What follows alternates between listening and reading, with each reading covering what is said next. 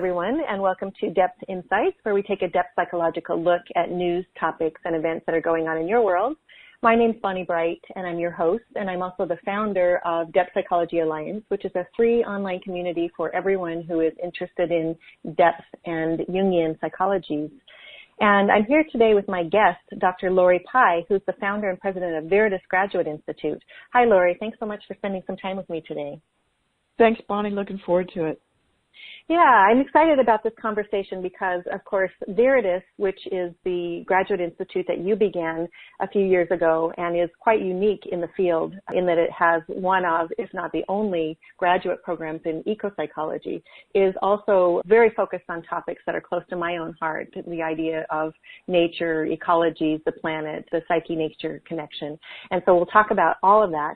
But first, let me just tell everybody a little bit more about Dr. Lori Pai, and then we will jump into some of the questions and the story behind the work that you're doing, Lori. Dr. Pai is the founder and president of Veritas Graduate Institute, and her background consists of environmental and marine conservation, where she worked with international NGOs to co-develop the Eastern Tropical Pacific Biological Seascape Corridor with the ministers of the environment from Costa Rica, Colombia, Panama, and Ecuador. Dr. Pai's unique contribution to the developing field of ecopsychology brings together the sciences and humanities through the examination of literature, art, ecological, biological, and depth psychological principles essential to the processes of transforming deeply rooted, unconscious narratives that drive human practices, civic illiteracy, policies, and decisions about how we design and craft our world. Dr. Pai has multiple publications in peer-reviewed journals and has taught internationally and serves on the editorial board for Ecopsychology Journal. So, Lori, in reading this bio, and of course, I always hate to read these kinds of things, but on the other hand, I really like the way that it gives some background and some framework for those who are listening to it to really begin to understand where your own focus is and also why you're qualified and what your background is to be talking about the topic that we are today. And when I read the description of how the field of ecopsychology brings together, and I quote again here, the sciences and the humanities through the examination of literature, art, ecological, biological, and depth psychological principles, that to me just is this delicious, really exciting, wonderful package of ideas and concepts that has so much to offer us in our world today. So I want to just back up a little bit and start with more about your own personal background and how those kinds of things, I mean, it's interesting that these are showing up in your bio, so I have to assume that you have the same passion around it, and having known you for several years, I know that to be true around these topics. And it's clear that those would be things that would lead you to take on such an undertaking as Veritas Graduate Institute. So can you tell me a little bit more about your story and also whatever, I guess, possessed you to take such an undertaking? It's not easy to start a graduate school. So what possessed you to take on starting a graduate school based on these topics? Yeah.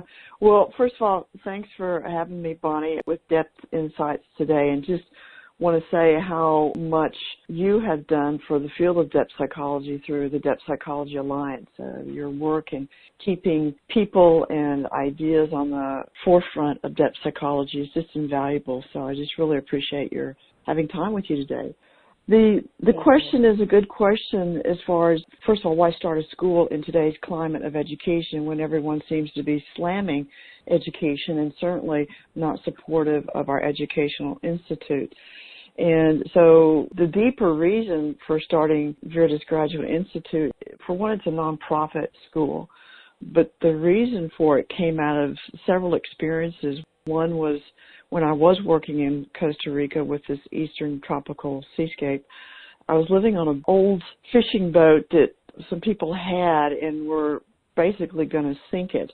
And I was able to convince them to donate it to the nonprofit that I started in Costa Rica at that time called Terra Azul, and lived on that boat for a couple of years and worked doing this work at the same time.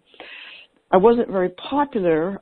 None of the NGOs were very popular across the Eastern Pacific because one of the reasons we were trying to put this corridor together was to stop shark finning. And so to kind of make a long story short, I woke up one night hearing this slapping against the boat. And I usually didn't sleep very well because the fishermen were out at night, and where the boat was, there was easy access to it in the harbor, so I slept very lightly. And being the only woman out in the middle of the Pacific, you tend to kind of stay on guard a little bit. Anyway, the slapping against the boat woke me up. I went out to see what it was, and someone had tossed a finned shark on the deck. And I was so stunned by that and stumbling around anyway, I hit my head on the winch of the boat, and it knocked me out. And when I woke up, I was literally face to face with this dead shark. And that plunged me into this sort of psychological crisis, if you will, as to what I was looking at and what was going on in my life. There was something reflective in that moment for me. And the destruction of the ecological world was almost overbearing for me in that moment. And I just started to realize that the destruction of the ecological world is also our own psychological destruction being expressed in that way.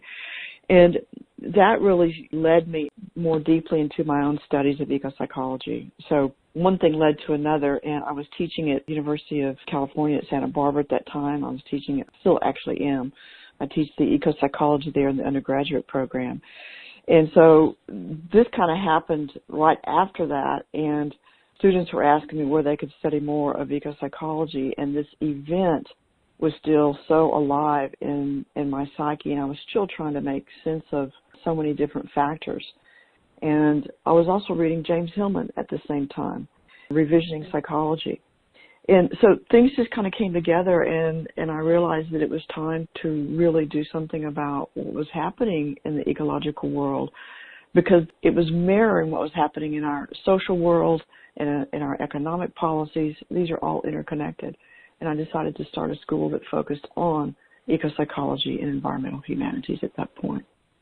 Oh, Lori, there's just so many things about that story that are so profound. And I had a very visceral reaction to the experience of your encounter with the dead shark, probably much as many of our listeners will have. And that is it's grounded so very much in depth psychology.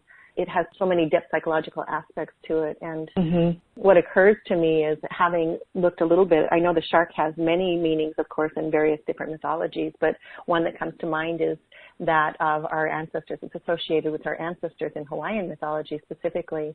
And it almost feels on some level to me as if the shark was coming up into your consciousness and certainly into our consciousness now as a call almost from the ancestors to do something. And this is what you've done so beautifully, is to actually take some kind of action by creating something concrete, something tangible that people can plug into and be able to really do something with that passion that they may share with you about helping the planet and doing something profoundly important alongside the desire.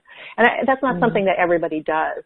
So I wonder if we can explore a little bit, just briefly, the idea of ecopsychology. I'm sure that many people who are listening to this now understand a bit about what it is. And of course, there's been kind of wide debate about what is ecopsychology and what is not ecopsychology. And I tend to be more inclusive, of course, but we do know that in some part it was pioneered by Theodore Roszak clear back in the 1970s. And of course, it's an emergent and growing field in which humans turn to nature for insight, as our ancestors have done for millennia. And in the book, Ecopsychology, Restoring the Earth, Healing the Mind, which is kind of a pioneering, groundbreaking book that Roszak put together, he defines ecopsychology as an emerging synthesis of the psychological and the ecological. And so for me, where my focus is on depth psychology, I tend to kind of group ecopsychology with depth psychology. I can't see the separation. Certainly the founders of depth psychology, Jung among them, had a profound interest in nature and our interaction with and what part nature played in our psyches. And of course, the idea is that we are nature, even though as Westerners we tend to separate ourselves out, separate nature and psyche. I wonder if you can just say a little bit more about your understanding of ecopsychology and how you prefer to present it in your courses. Yeah, I don't think it's so much different than that, except that I don't think that we're disconnected from nature, which is a sort of a dominant theme in ecopsychology. And, I mean, Virdis approaches ecopsychology a little bit different, as we all do. We all teach it different. We have different ideas about it. it means different things. And some of the things that you described are certainly threads that go through all of our approach and thought to ecopsychology. But for me, the core of it is around we're disconnected from ourselves. That is what the issue is. And so, of course, with not knowing who we are as a species, not knowing our role on the planet, then we're going to act in very unconscious ways. So the disconnection for me is to our own psyche. It's not to the natural world.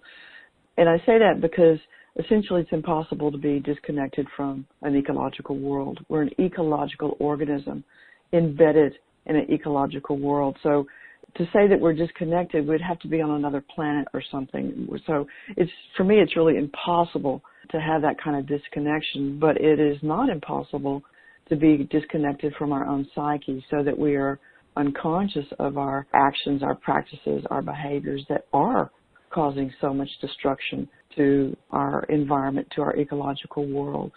So the idea behind Veritas is not to save the planet or help the planet. It's actually quite capable of maintaining itself and taking care of itself. What the impetus behind ecopsychology for us at Veritas is to educate individuals on the ongoings in their own ecosystem and how we function as an ecosystem psychologically, and then what we take and put into our community through our behaviors and through our practices.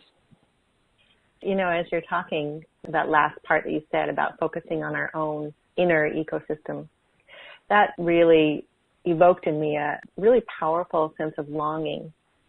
And I think that this stems from something that is at the core of each of us, and that is this longing for reconnection with something larger, and to be able to fit into this ordered, self-renewing, autonomous universe that is self-organizing, and to play our own role in that, our own part in that. And of course, the unconsciousness with which so many of us live, and it's a part of human nature, so it's not something that we can really critique so much, but the idea of being able to bring more of the unconsciousness into consciousness and to actually, therefore, be able to begin to initiate change both in ourselves and in the world, it's a really powerful idea, and again, a very depth psychological idea for me.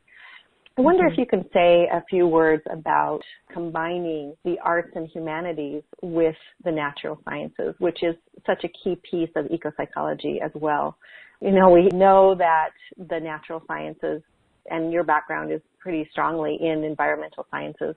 In your opinion, how can the arts and humanities be integrated with the natural sciences in order to bring about some of this new consciousness that we're talking about? Well, it's not really my opinion, but what's happened is that there's been a turn, sort of an ecological turn, if you will, in the academy.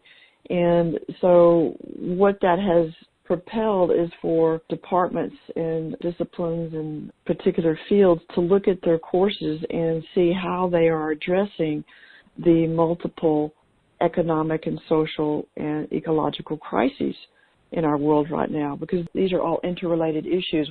What happens with the environment happens with our social sector, and it affects our economy. So you can't have ecological destruction without having social destruction or economic destruction, and you can't have economic without having social or environment. So the intertwining of these issues that are so prevalent and costly in our world today has forced the academy to say, how are we addressing these in our educational programming? So that's been one part. The other part comes from the culture itself, the culture asking for ways to be educated to address or to affect change or to be effective leaders in a fast changing world.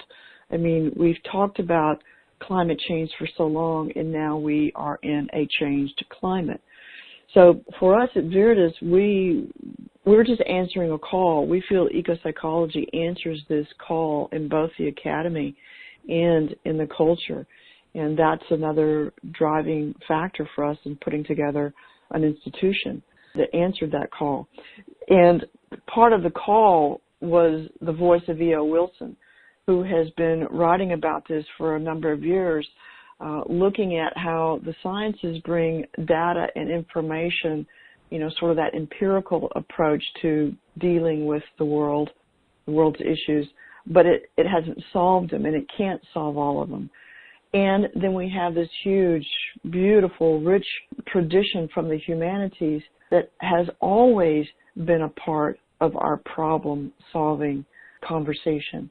So bringing those together is really, I think, a 21st century education in how we're going to address these cumulative and dire issues that we're faced with now. We need data and we need reason. We need aesthetics as much as we need that rational thinking. So we need the humanities as much as we need the sciences.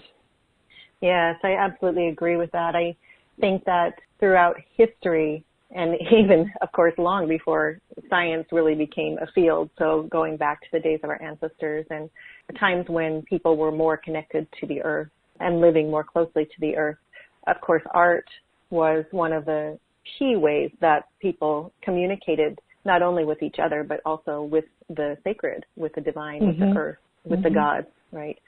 So the power of art and poetry to begin to put us into a state where we can actually relax, I think, our boundaries and our rational thinking that has been so enculturated into us these days is really a powerful way to bring together the arts and the sciences and to instigate some kind of change in people, even if it's not that noticeable. I was thinking the other day about a film that I saw. It's been several months ago now. I think it's probably available quite widely. It's called Racing Extinction, and it's a documentary film, but it certainly qualifies as one of the arts for me, and I just wanted to mention it in case people are interested and want to check it out. It basically features a team of artists and activists who really go around the world to capture some of the images of illegal fishing, talking about shark fins,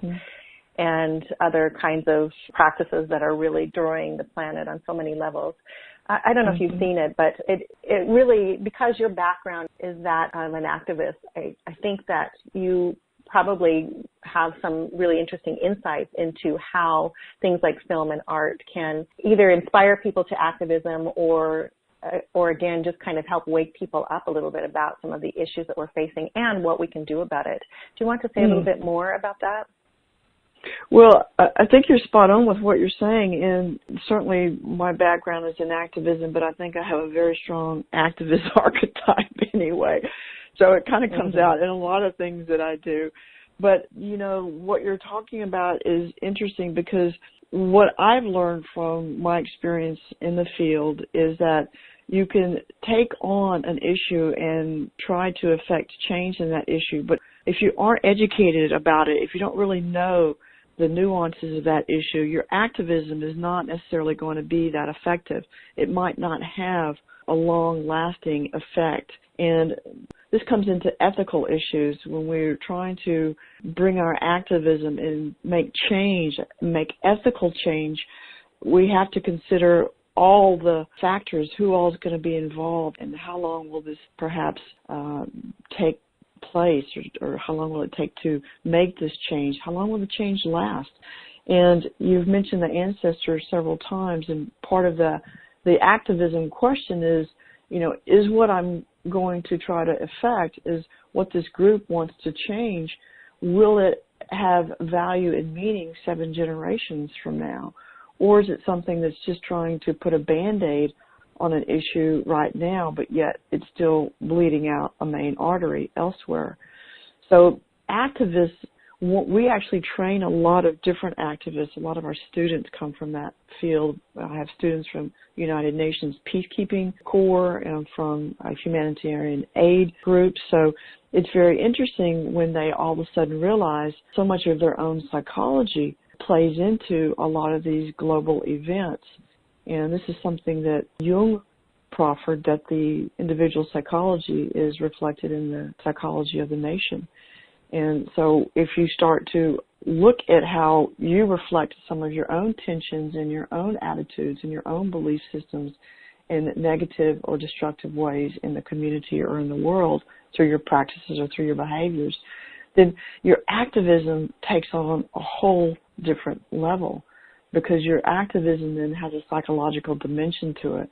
And so you know what you're talking about, you know what you're fighting for, and you know potential consequences of the decisions that your group is taking and implementing.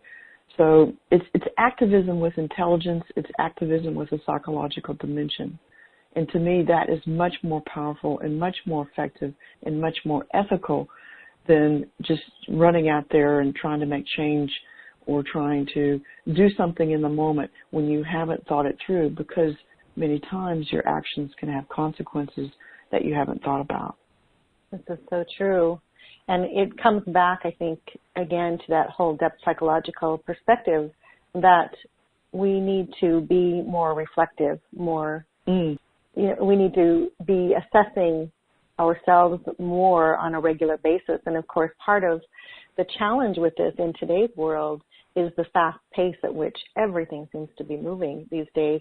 And a lot of people who are commenting on technology in particular are talking about how just with the advent of the internet and now the proliferation of media and the vast number of distractions that we have available to us in any given moment are contributing to this sort of fragmentation and this inability to be able to focus. And so those moments of reflection and the capacity for going deeper into a topic, a moment, something that is important to us, have been really diluted. And this is a problem because it may actually even be changing our brains to some extent. The more that we are faced with all of these multitude of distractions in a given moment, the less we're able to be able to concentrate on things. I was reading, actually it's been out for several years now, and the idea that we are no longer able to even concentrate on long blocks of text because what we see on the internet is so short for the most part that we lose track of focus or we get bored or whatever it is, but we can't spend more than a few seconds or maybe at most a couple of minutes reading something online. Now, of course, that's a vast generalization, but as a general rule, I have started paying attention to that in myself, and it does seem to be true. It's much harder for me to focus in on something online. And of course that expands into the outer world for me, and that is I catch myself frequently being taken from one thing to the next and not spending the time for reflection that I should be. In your opinion, how do you think technology is affecting our capacity for reflection, and therefore how is it impacting the field of ecopsychology in general? Yeah, it's a great question. And, reflection is just one activity. If we're not educating ourselves psychologically, then we're going to miss so many cues that are happening around us all the time. We're also potentially going to miss opportunities for maturation or individuation. The impetus of ecopsychology is to educate the psyche. It's to engage in a psychological conversation with an ecological organism and engage in an ecological conversation with a psychological organism. And technology is a part of that conversation. I mean, Viridis Graduate Institute is an online institute. We wouldn't be able to teach what we teach without this amazing technology where you can hear and see each other live in real time. And you might have a teacher I've had teachers from India teaching students from not just the United States, but from Australia and South Korea and Turkey and Afghanistan. And so that's really interesting. Technology can bring us together as a community around education. It's very active and it's a dynamic classroom in that sense. In the wider world or in a wider scope of technology, I'm not one of the environmentalists that is an either-or thinker about either environment or technology, and technology is bad and environment's good. I actually think technology is critically important, but how we understand it and how we use it has to do with our psychology. I don't think that we're necessarily mature enough yet to know how to use some of the technology at our fingertips. We certainly weren't mature enough to know how to use nuclear technology, considering what we did in World War II. And that might be a very good, clean energy source for us, but we don't have yet the human maturity to really be able to bring that into the world. We're too afraid that someone's going to blow us all up with using it. And we don't know what to do with the waste from that type of technology. So I think technology is extremely important, but if we go back to perhaps the Greeks' understanding of the word techne as being an aesthetic, and if we could understand technology as how it can bring a sense of aesthetics into the world, or a sense of aesthetics into our problem-solving capacities, then we might be able to mature our relationship around technology. And as we develop it in a way that brings beauty, or at least a sense of holistic usability, rather than what we have now, scattered technology. The military usually grabs the best of what's out there and then turns it into something like a weapon. So until we sort of get out of our weapon-oriented technological thinking, we might not be able to bring forward the aesthetics that I think technology can actually offer us when we're trying to consider how are we going to address some of these global issues. Well, we're very much aligned on that. I think, as you know, Depth Psychology Alliance is also primarily an online organization, and I find myself each day asking the question, you know, how is this being most useful, and how might I use it differently in order to actually bring soul into what it is that we're doing? It's not always an obvious answer, to be sure, but I do think that it's highly valuable, and of course that comes back to consciousness and whether or not we are aware that we have a choice about how to use it, and that we might actually be able to utilize it in a soulful way, or to encourage and bring more soul into the world. You used a really interesting term just recently. It was something like weapon-oriented technology, and it actually made me make the correlation with how we are in many ways weapons ourselves against the environment because of our unconsciousness, because of the practices that we are pursuing on a daily basis. And even those of us who are more conscious about what driving a car, for example, is doing to the planet, we often continue to do these things because it's a cultural system of which we're a part. And it's very difficult sometimes to find ways to make one change when you see that it may or may not make a difference on the overall scale of things. And yet I'm really drawn to the works of Thomas Berry, who I'm sure you know and many of our listeners will know as well. He's so poetic in the way that he writes about the earth, the planet, and our role in it. And of course, he considers himself a geologian, which is a combination of the word theologian, as he was, and of course, geology, which is a term I really like. But there's something that he wrote that has stuck with me. It's very much filled with images. And he was talking about how the outside reflects the inside. And he said, without the soaring birds, the great forest, the sounds and coloration of the insects, the free-flowing streams, the flowering fields, the sight of the clouds by day and the stars at night, we become impoverished in all that makes us human.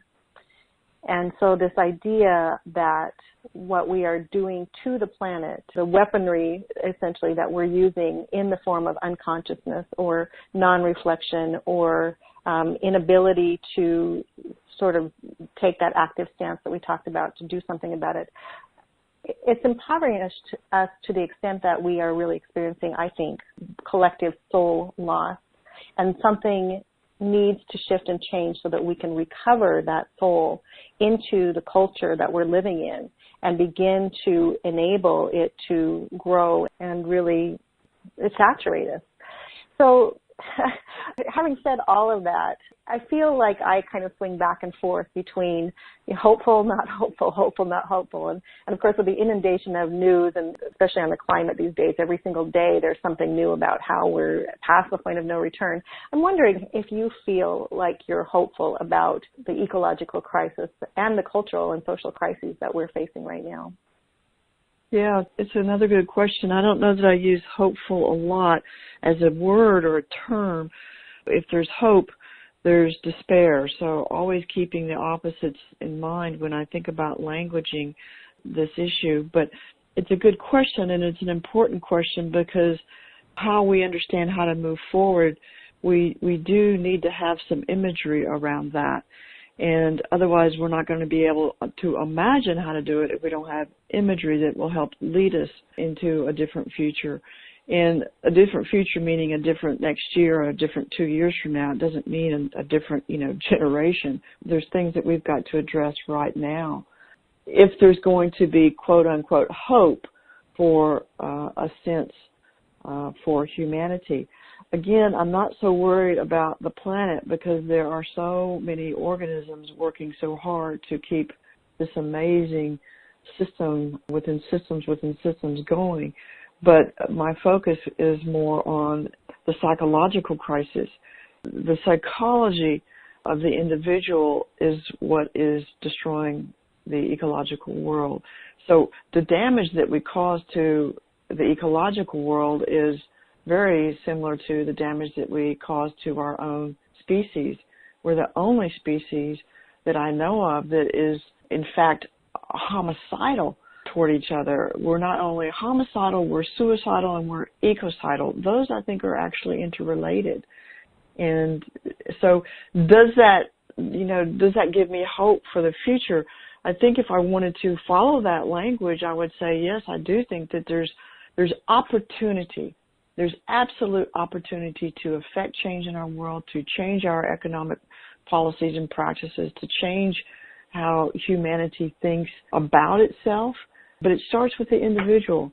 And there's certainly things that we can do in the culture, but if the individual does not do any type of ecosystemic work on him or herself, then they're not going to understand, they're not going to be necessarily conscious of those hidden narratives that they're playing out in their everyday life and how that makes a difference in their community or their social circle or in the national collective way of thinking.